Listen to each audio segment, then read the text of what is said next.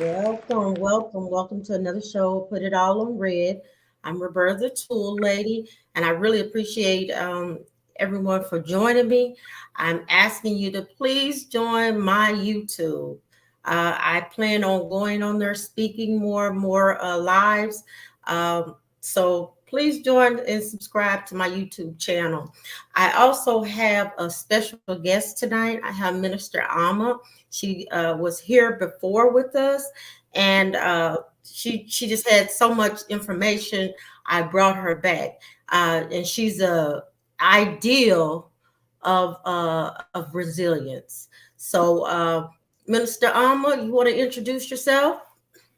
Yes, thank you for inviting me back. I'm really excited to hear on today a little bit about me.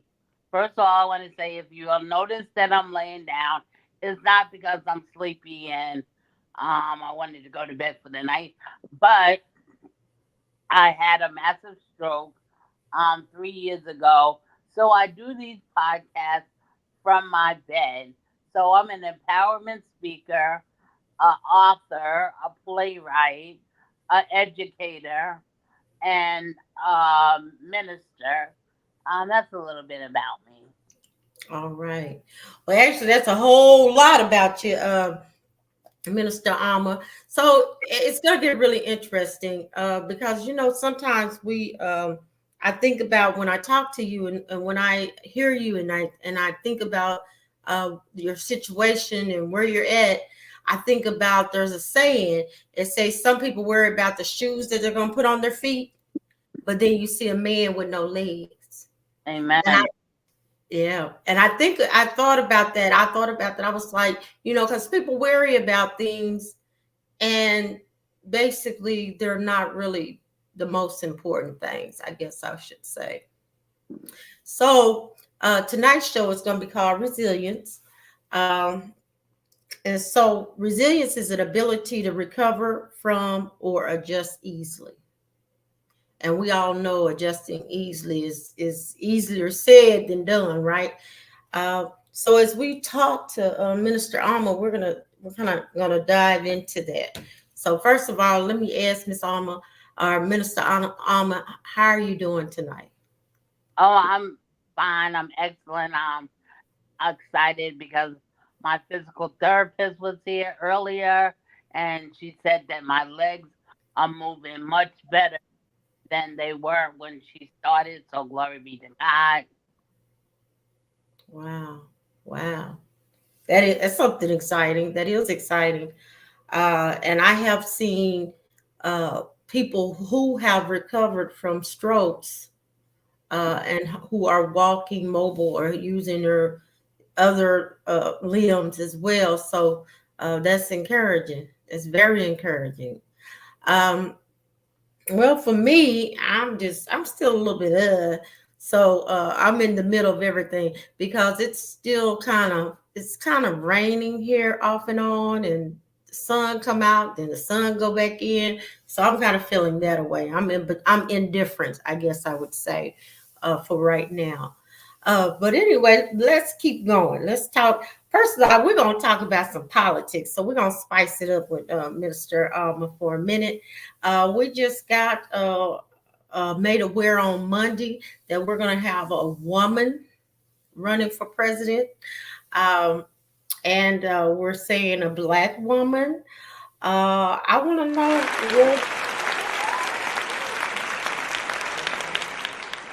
what everybody's thought is that, about that. What is the what is everybody out here thinking about that? Minister Alma, what are you thinking about it? I know I'm seeing a lot of people on Facebook saying I'm with her. And I just want to see what platform she's gonna run on, what she's gonna say she's gonna do for the people. So I'm excited that an African American woman is in the race, but I don't want to just vote for her on her color, but on what she says that she's gonna do. Okay. Yeah. Yeah. Yeah, if she gonna be able to bring it, I think certainly she brought some interest back to the race, because basically, before she came, before they made that announcement, I was kind of done with the whole deal, to be honest with you, because I was like, this can't be real. So she did bring some. She brought some light to it, I guess I would say. And I'm like you, not necessarily saying go out and vote, not necessarily saying I'm with her, but I am saying that I'm interested at this point again. So I could say that. And then I want to say too, because everybody's podcast. Some podcasts stay away from politics, but I choose not, because guess what? People need to hear this. Get go get go get registered. Vote. Go and vote. Our ancestors passed. They've died to vote, for us to vote. So please go register to vote. We missed the local. Some groups even didn't even go and run in the local, your local uh elections.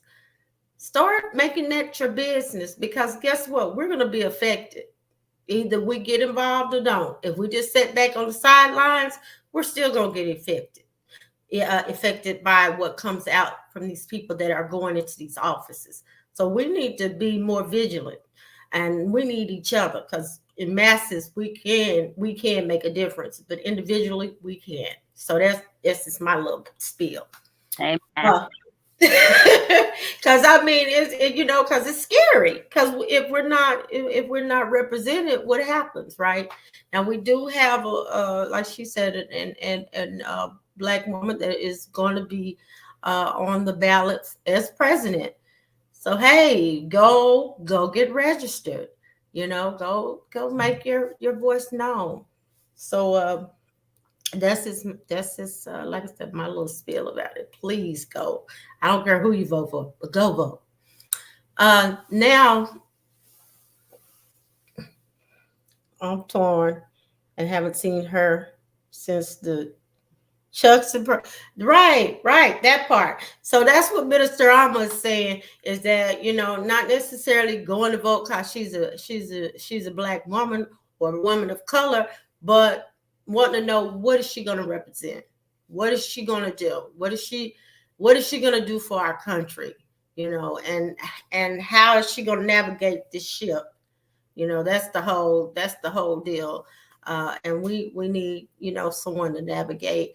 I didn't seen her out there cutting up a rug on all these TikToks, which is cool. I like to dance too, but that don't mean I can run no country. So I'm just saying. So, but we need to get out and get involved. And so I'm hoping that, like I said, she got me a little bit more reared up for the election. So I'm hoping she gets everybody else engaged too. If not, that's better than nothing, right? All right. Well, again, let's talk about. Oh yeah. Well, well, Trump probably will try to try to bully her. He is a bully, right? But he got pretty much game too. So he took this getting shot in the ear and made him into a whole hero and a pawpaw now. I seen him he had his grandbaby on there doing a speech. He's a whole, well, I can say he seems to present a little bit more humble. He ain't talking as much ish as he usually do. So I say that, because usually he talk big, but he been kind of toning it down. So we gonna see how the end of this year is. It's just I think, if nothing, it's a time for us to be prayerful, but also be active, Amen. because we're gonna be a part of it. Now, Minister Alma, I spoke to you earlier, and Mr. Alma said she had wrote 5 books individually, and she's been a part of 20 anthologies. So altogether 25 publications. And then she went on to tell me that after her stroke, which her stroke, she lost her ability to be mobile, and some ability with her hands as well. But she said she used her fingers to tap her last book on her cell phone. Is that correct? Yes, my last three books were written on my cell phone with one finger on my left. One finger at a time. That's resilience. That's resilience. Now let's back the train up. Um, Mr. Elmer, tell us about your I want to know about your before on to now. So maybe just a storyline. Okay. Um, I was born in a portion. No, I was born in Mississippi, and I migrated to New York when I was 3 years old. I've lived on Long Island, New York, for the majority of my life. My upbringing was pretty normal. I lived in a diverse community with lots of different people. Went to a diverse high school, graduated, went to college. Originally, I wanted to be a lawyer, but I took a semester off and worked at Head Start, and that's where I stayed for 32 years as a head teacher at Head Start. In 2009, my son passed away from heart disease, and he died on February 13th, 2009. On April 17th, 2009 was his first birthday in heaven, and I was gonna unalive myself, not because I wanted to be unalive, but because I wanted to spend my son's first birthday in heaven with them. I was wondering if the angels were singing happy birthday, if my grandmother had baked a special cake, and I said no. The only person who could celebrate his birthday is like his mom. I celebrated his birthday for 18 years, and this one shouldn't be any different. So I placed all my pills into my hand, and I know that there's a God because a small voice said to me, if I do it, I won't never see him again. Because even though he was young, um, when he passed away, he was saved, sanctified, and filled with God's precious Holy Ghost. He loved church at that young age. He was a deacon in the church, and he made sure that the church was warm in the winter and cold in the summer. He restocked the stores. Matter of fact, he spent all his weekends at church on Saturday early. Excuse me, he would go clean the church, and on Sunday morning, he would get up early and make sure every was ready for Sunday school. Matter of fact, I have a funny story about him. When he was in 12th grade, that was the first time ever he got in trouble in school. And he got in trouble for telling his teacher that he was talking. The teacher told him to be quiet. And he said, if you could teach, I would be quiet because everybody's asking me how to do the questions. So I'm explaining to them how to solve the problem. So the teacher could get out of school and call me. And when he came home, I was like, Tyshawn, teacher said that you're going to fail math if you don't go there on Monday. And I'm like, nope, I'm not apologizing because I'm not sorry because that's the truth. You can't teach out in class. I said, yeah, but you was rude. You can't say that to your teacher. So he was like, nope, well, I'm not going to say it. And then I was like, listen, if you don't say it, you're not going to graduate. I'll tell you what, if you don't say you're sorry to that teacher, you're not going to be able to go to church for 2 weeks. And he looked at me and we both died laughing because he said, Mom, what kind of minister tells a child they can't go to church as a punishment? So that's how much he loved church that You can take his phone, anything else away from him, but just don't take away his church. So, and then after my son passed away, and I was gonna unalive myself. On that day, I cried myself to sleep, and I knew that I needed help, and especially 15 years ago in the African American community and church, mental health was like a taboo subject. We don't tell our business. What's done in this house, it stays in this house. Um, you just imagining that. Ain't no such thing as panics and depression. You ain't depressed. Get up. So it was like either now I'm a minister and I know to be absent from the body is to be present with the Lord. So my spiritual man was all right because I did understand um that he was in heaven and wouldn't come back if he had a chance. But the mom in me wasn't okay. The mom in me was silently suffering. And it was like when you go to church, they tell you if you love God, you'll get through it, and slap some oil on you and send you on your merry way.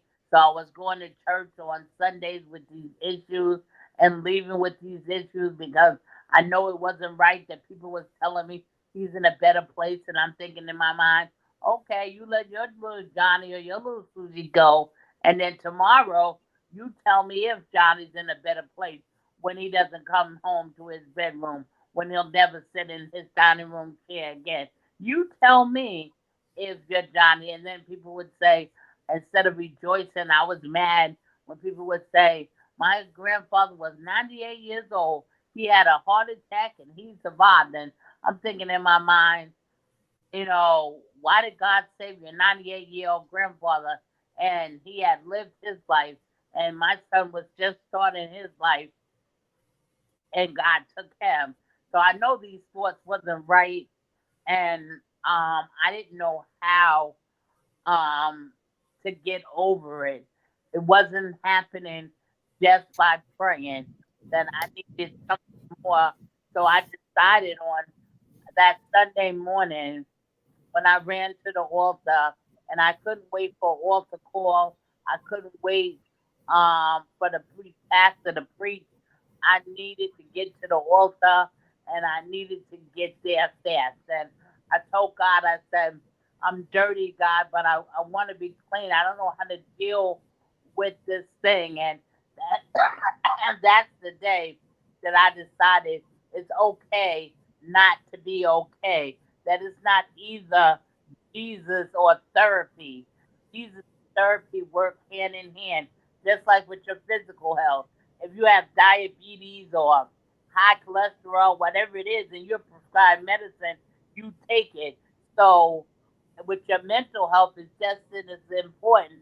If the doctor sees that you need anxiety pills or you need depression pills, it's okay not to be okay. And it's okay to talk to somebody to verbalize your feelings. And when I went to EAP, which is the mental health part of my job, and we talked about the stages of grief, I knew the stages of grief because I majored in psychology in college, but reading the stages of grief and going through them are two different things because I couldn't understand why one day I was at acceptance and I was like, okay, I'm finally at the final stage. And then the next day I wake up and I'm in denial again. Now it's like, wait a minute, this ain't going one, two, three, four, five. And then I realized that grief has no expiration date, and you can't tell people how long to grieve, how to grieve, because that's your unique experience to you. So I would tell anyone on tonight that don't allow the stereotypes and the stigmas to prevent you from getting help. There's a lot of pastors and people in the church who are committing suicide because they feel that they have no one to talk to. So Yes. Yeah. Yeah. Yeah. That's And the okay. You're like, okay, you had some bad chapters in your life. Then I'm homeless for a while because the apartment that I lived in, another apartment caught on fire, and they condemned the whole row of apartments. So I find myself homeless for no fault of my own, and I go through the system, and they make me bring all my stuff down there, take my daughter out of school, all that, and then they end up putting me in a bed um motel that I could only stay in for 1 hour before I called my sister and went to my mom, who stayed in a 1 bedroom senior citizen apartment, but we had to stay there until we found something. Then you think, okay, that's another bad chapter in the life. Then I get married. I do everything right. I morally, everything, I do everything right. And I think, oh my goodness, I finally found Mr. Goodbar. Well, I brought him home and he was a snicker. I said, who did I marry? And immediately I found out that he was addicted to crack cocaine. He was in denial. I couldn't even help him because he didn't want any help.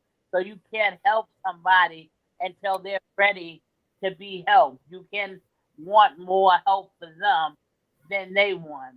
So we got a divorce, another taboo subject in the church. Now I ain't got a divorce because my anointing cost me too much that I'm not going to allow anyone to steal my anointing. Then, boom, bang, in 2021, I have a massive stroke, and the doctor's prognosis was that I had a 99% chance of dying and a 1% chance of living. The nurse called my family around my bedside.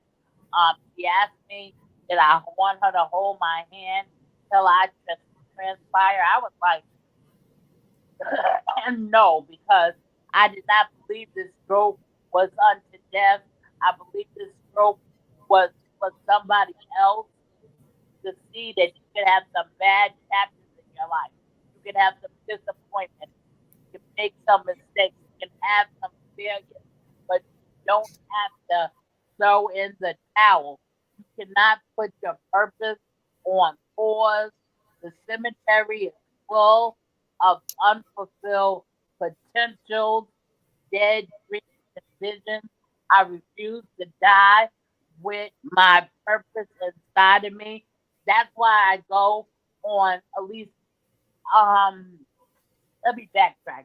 20 years ago, it was prophesied to me that I wasn't just for the nations, but that I was global. So in my mind, global means that God was gonna um cure me of my fear of flying, and then I was gonna fly all over the world. One week I was gonna be in Africa, and I was gonna be in India and China, spreading the good news of the gospel. Then life went on, and uh, a year ago, before my apostle passed away, he named me ambassador. So I'm thinking in my mind now, he really got jokes. This is what his final words is gonna be to me, that I'm gonna be ambassador, and he talking to me while I'm laying in my bed. Um, but I want you to know that since January 2024, I have been on over. When you check your I put all my appointments on my task page. So when you check your task, it tells you how many was completed.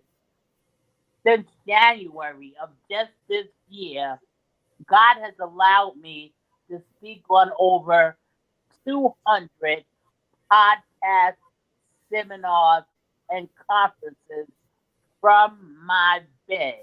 I teach Sundays. I teach Bible study every Tuesday night from my bed.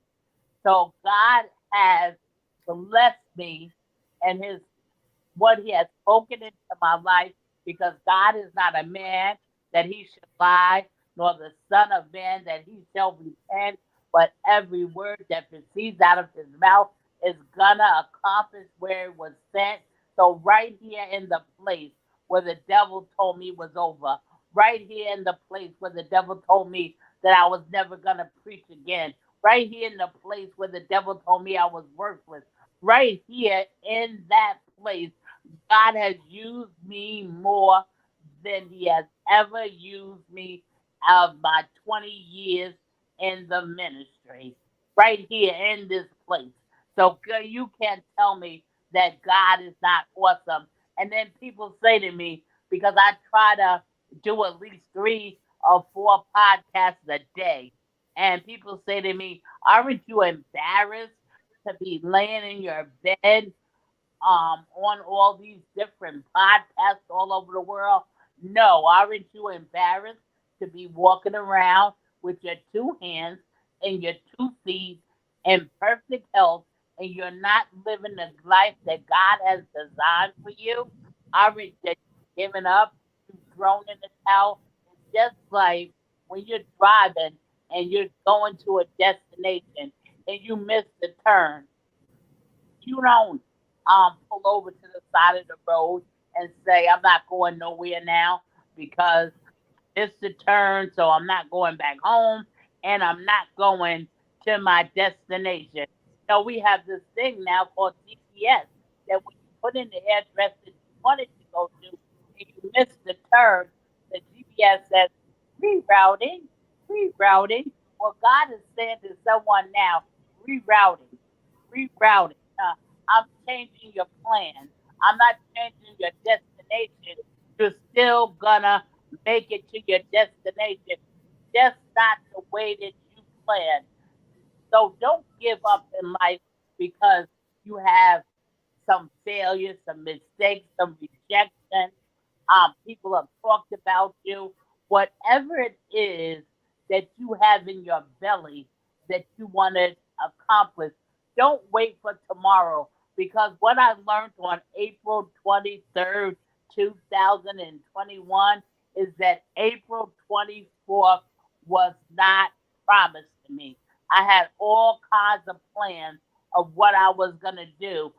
My plan was not to wake up that morning with all kinds of tubes coming out of my body and them telling me that they wanted to put me on a ventilator. But if they put me on a ventilator, I only had a 99% chance of waking up. And I didn't even feel like I wasn't breathing. I have asthma, and sometimes when I can't breathe, it feels like an elephant sitting on my chest. But on April 23rd, 2021, I know that God had me on his ventilator and he was breathing the breath of life into me. So I can't sit down on my talents. I can't sit down on my gifts. And I go on these podcasts to inspire and then empower people to get up off your seat of do nothingness and whatever dreams and visions you have in your heart to do it again.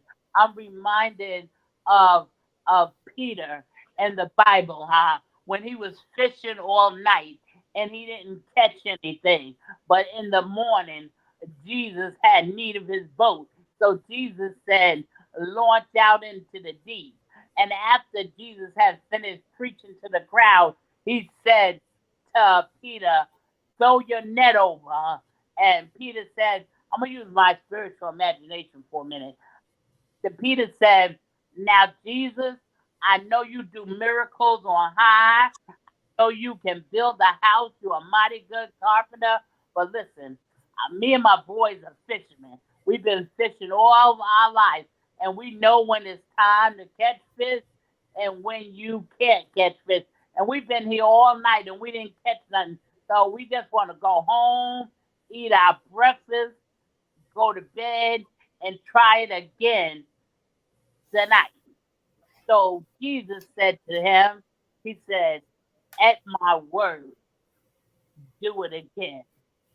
And Peter was obedient and he threw his net over into the water. And guys, see, a lot of us are living on just enough. God, give me, uh, God, give me just enough. My God, God, give me just enough. But God wants to give more than just enough. God gave Peter, because of his obedience, a net break blessed. Not only was he blessed himself, but he was able to call his boys and say, come on over here. I've been blessed so much, but I need to share it with somebody else. So somebody on tonight, oh, glory be to God. Somebody on the verge, somebody's on the verge of throwing in the towel. But at my word, do it again. Start that business again. Rewrite that book. Go back to school. Whatever it is that is your dream and desire, put it in. Because when Jesus gets in your boat, your situation and your circumstances cannot say they have to change. Don't give up on your dreams. Don't rock your dreams. Hallelujah. But go after them. I like that song that says, I'm chasing after you. Hallelujah. I'm chasing after. When I wrote my book with just one hand on one, I couldn't get enough because I got frustrated when I tried to do from the audio talk. It messed up. I had going back, but I refused to give up. I had a book in my belly. I had to heard about that book. No matter what I had to do, I was chasing after my dreams. Right. I love that. I love that. Now, what I wanted to do is just go back to, because you said several things that were taboo for what you're talking about as far as church, as far as religion, taboo for our culture.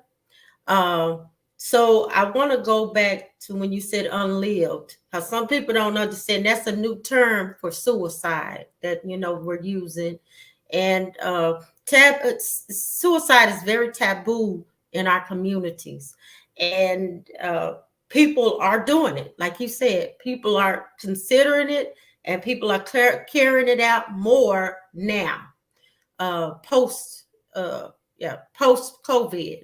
So more people of color are carrying out suicide. More children are doing it. So I appreciate you letting everybody know that even as a believer, that you can become attacked in such a way, or your mind can start to go against you in such a way that you do resort to that thought pattern, and letting people know that that you can reprocess it or rethink it, and you can rethink it and live. So I appreciate you sharing that with us, because that's important in itself. That's a big nugget, because that's a big deal right now. And like I said, and as just as a culture of our own, not only just in church, just in our communities, we're not really ready for that. We are not ready to accept that, and how to work, how to give help or how to deal with it. So I really appreciate you bringing that out. And then you talked about grief, and grief is ongoing. Grief is very ongoing. It's not anything that you can get over. We like to think we can plan things. We got control, but we don't. We don't have control. These things do happen, But that's why I said resilience for tonight, because I believe your story is a story of resilience. Uh, we can't control how we grieve. What stage we're in, because there's 7 stages for one theory, 5 stages for the other. But they go off and on, because sometimes you have those anniversaries, birthdays, holidays, things like that happen, and you automatically think about, wow, this person could be here. My sister passed away, 8 years ago, and so certainly that never goes anywhere. So I had to learn some skills to cope with it. And then, like you said, to know when that is what it is. It's okay for me to feel like this today. It's her birthday. It's okay to feel like this when I'm watching her children get older. And then I said, wow, she's missing out on this. It's okay. Even for my things that I'm like, man, she missing out on this. So it's okay for us to be able to process that, and to know, okay, I'm feeling this way because of this. And because we don't talk, like you said, in our families, we're told to keep this hush hush, keep it quiet. It's a secret, right? But the Right. truth is, people can see it when we're walking around. So I really appreciate you bringing that out in your story, because those are some remarkable things to overcome. You know, uh, like you said, the death of a child. Uh, I have not had the death of a child, but I have had experienced the death of a sibling. And believe me, it took me down to my knees. So I would think that the death of a child would be unimaginable, you know. And so my heart goes out to you and others who have went through that, because I know it has to be unimaginable. If how I felt, my heart was out with my sibling, I can only imagine. Um, Now, explain to us where, because and I appreciate you brought the word too. I love that as well, because that's true. We all were born with something inside of us, and you're 100% right. It's true when we say, because our brains don't think like his. Psalms 139 tells us that, right? He's not thinking anywhere like we think. We like to think we're strategizing. We like to think we got it, but we don't. His thoughts is way far, far, far from ours. And so, just like she said, well, hey, she was told she was going to be preaching or teaching to nations. Well, here on the podcast, we're on several different platforms, and we are international. So you're right. You're right. That's not so what's inside of you does come out. You just have to keep pressing. Like she said, don't give up. I love that. I love that you're encouraging others even from your bed. That is awesome. That's awesome. Um, Now you said you had, so you have a daughter as well. Yes. Yes. She's my caregiver. As a matter of fact, she's 22 Okay. and a senior in college, and she's a mom's caregiver. She makes sure I have everything that I could ever need or want. That's a blessing. That's a blessing. That's awesome. That's awesome. Um, Now, let's talk about one of your books. And you picked Dream Killers. Yeah. And, And when I thought about dream killers, I thought about Joseph. So I'm hoping I'm not on to anything. But you tell me what this book that Dream Killers is all about. Exactly. It's someone Joseph in there because Okay. is one of my favorite personalities in the Bible because he dreamed when he was a young boy, and it didn't come to fruition for many, many years.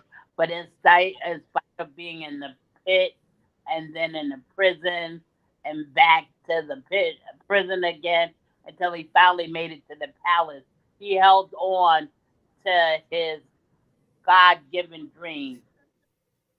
And that's the difference is that when you have a God given dream, no matter what happens in between, you believe in that dream.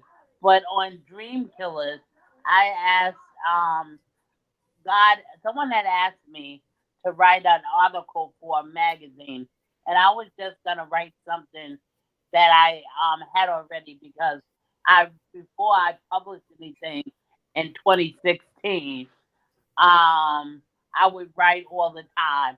I would say my sermons, everything, and save them. So I was just gonna dust off something and write the article. But God placed in my spirit Dream Killers because I was working on a book from the waiting room to the recovery room. And that's the book that I started writing when the doctor came into the waiting room and said he did all he could do, but he couldn't save my son, and I could never finish that book. I kept writing the end of it over and over and over again, and I couldn't understand. I said, "Why am I procrastinating? Why?" So when God said, He said, "You can't you have finished writing from the waiting room to the recovery room because you have not yet made it to the recovery room. You're still in the waiting room, but I've called your name several times, but you can't hear me for all the noise around you." He said, "And you have allowed people, places, and things to kill your dreams." And so then when I started investigating the idea and the things that can kill your dream, it was fear of success, fear, doubt, all these things. It was we have to strategically place dream killers that are placed in our life to kill our dreams, and then we have people who don't mean to kill our dreams, but their words still kill our dreams. It's like what you're saying is true, but we should not allow it to stop us. Like they might say, "You're too old to go back to school." Maybe you are older than the a freshman, but that doesn't count you out.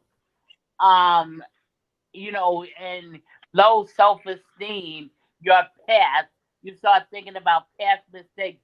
I remember when I went to school before, I just couldn't get it. Maybe it's not right for me to go back to school, and you allow those things to kill your dreams.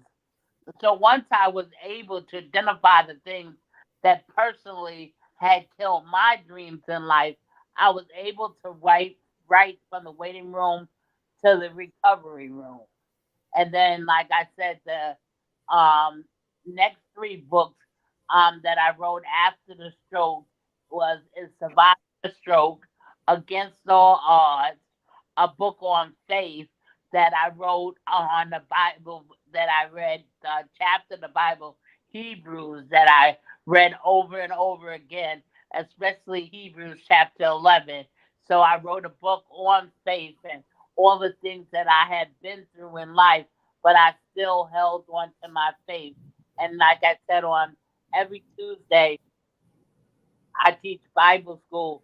So I wrote a book on a Bible study book on leadership. So it's like once you do something, whatever it is that you dream to do, once you make a step towards it and you see it being manifested, like when the first book that I wrote was Love, Marriage, and Divorce, I wrote that book with three other women. But when I got that book published and I seen my name, Alma Thomas, in print, I was like, Oh my God, all my life I kept saying I want to be a writer. I want to be a writer. I want to write a book. I want to write a book, but never took any steps to write that book. So once I saw my first anthology written with my name on it, I knew I was able to visualize myself now writing. So that's the same thing that everybody that has a dream has to do. Visualize, what does achieving this dream look like to you? What would your life look like if you was living your dream filled life? How would it affect your children? What kind of legacy will you leave when you leave this earth? Those are the things that motivate me, my why. Like, if my daughter sees me doing this and accomplish this, how much more is she gonna accomplish because she saw me do it? Yeah, yeah. I agree with you. I love that. That's true. And just going back to Joseph, uh, because I've been guilty of this myself, telling people stuff, right? And being excited about things, and they're not excited. So that's what happened to Joseph. He told his siblings, and of course they was gonna make sure because they didn't like Joseph that they were, and they were his brothers and yeah, his brothers. So yeah, they were his brothers and sisters. So they knew Joseph already had this dream, so they was like, we're sick of him. We don't like him, and so they actually tried to kill him. They actually He went into slavery. He went to prison because he wouldn't go with his master's wife. So Joseph went through all kind of things, but he still ended up over the nation, just as his dream. That was his dream. So what you're saying is true. I'm gonna tell you this here recently. Um, a long time ago, I said I want to work with parents.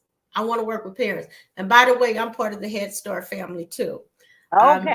Um, I've been a teacher. I'm special services, so I'm a Head Start. I'm a Head Start family too. Uh, but anyway, I wanted to work with families so bad. Wanted to work with families so bad, and I never could, never could. I couldn't get. I didn't get the job, and I was disappointed. But here it is, almost 10 years later. Guess what I'm doing? I'm Work. doing exactly that job. Yeah, yeah. So it's already inside of us. You're totally right. All of this is inside of you. Is already inside of us, and I always wanted to see people grow. I want people to develop.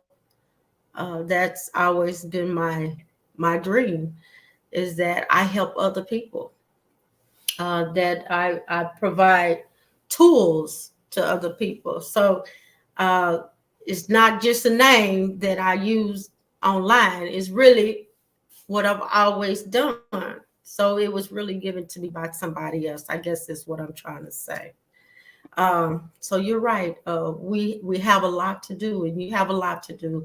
Uh, and if we're not using it, what happens, Minister Alma? If you don't use it, you lose it.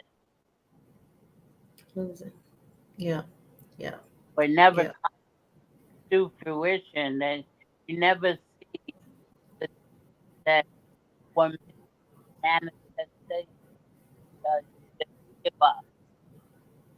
Like yeah. Joseph gave up when his brother sold him. Like, oh, how am I gonna show somebody I'm a slave? But he knew that deep down inside that it was gonna happen. That's right. Because what happened? He went to prison, and I'm gonna do like you with the story. He told a homeboy in prison he could read dreams. The king was having bad dreams, so the homeboy in prison said, "Hey, I got this dude I met down in prison. We was doing time together. His name is Joseph. He'll be able to tell you exactly what you dreamed about," and he did. and that's how he got appointed in the kingdom. So just to say, wherever you at, it doesn't matter. I had a gentleman on, I think last week. He's been in prison twice, and living his best life at this point. So it doesn't matter. It doesn't matter. You're only keeping, and some people that are what we call haters, I guess, they're keeping the tab, but don't keep the tab. Keep going. Yeah. Keep going. Keep going. Be resilient. And sure enough, is Minister Alma is, it does give us some type of beacon. It lets us know, yeah, we can do this. Now, Minister Alma, would you tell our listeners how they can follow you, how they can contact you? Okay. You can follow me on Facebook, Alma Thomas at Facebook, and my website is http www.almathomas.at, and all my books are listed on my website.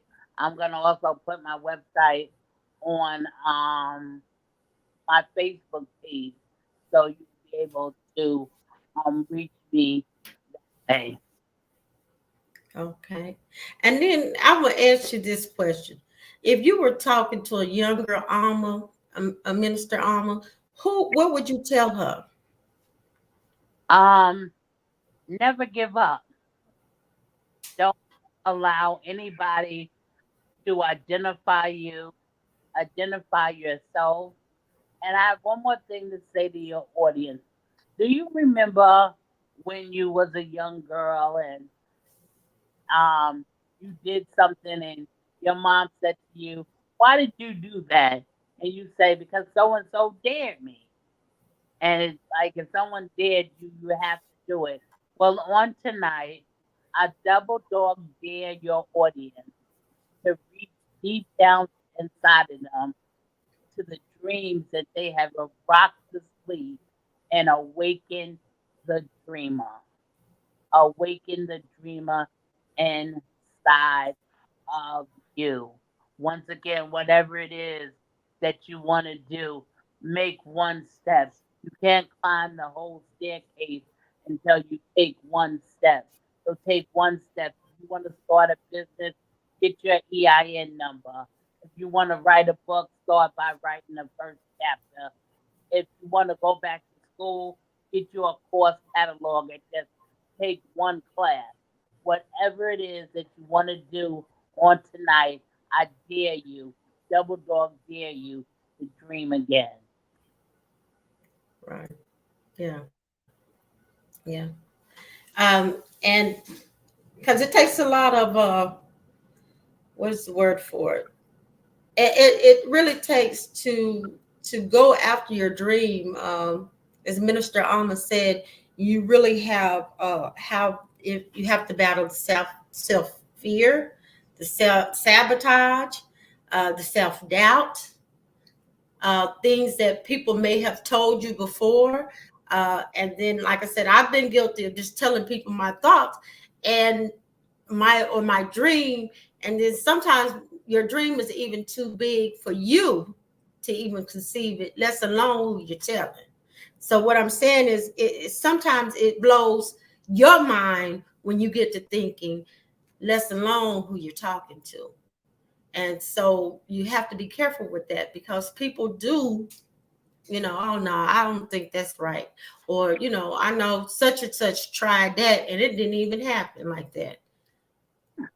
But what is yours is yours. What is God put in you is put in you.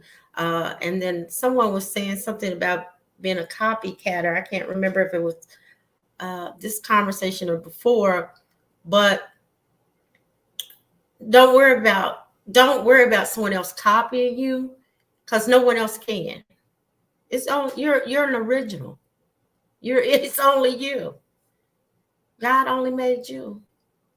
So that's my little nugget. There's nobody else like you. Nobody. That's what made you unique. There's no other Minister Alma, correct? And yes, It's what made you unique. So don't worry about that. I Um, say imitated. that's right. Can't be. Cannot. You are fearlessly and wonderfully made. Well, that's the conclusion of our show tonight. We hope you enjoyed it. Um, Minister Alma, you want to say a good night? Good night. Good night. Thank you once again for inviting me. I had a good time. Whenever I have the chance to share my testimony, I'm excited because what God has done for me, He'll do for others. Amen. Well, I enjoyed you as well. Uh, Again, please go and follow me on YouTube and subscribe because I'm going to start being there and I'm going to start talking more on YouTube. I promise. And I, like Minister Alma, I have 2 anthologies. Also have started a school of mindfulness. So I'll be putting that information out as well.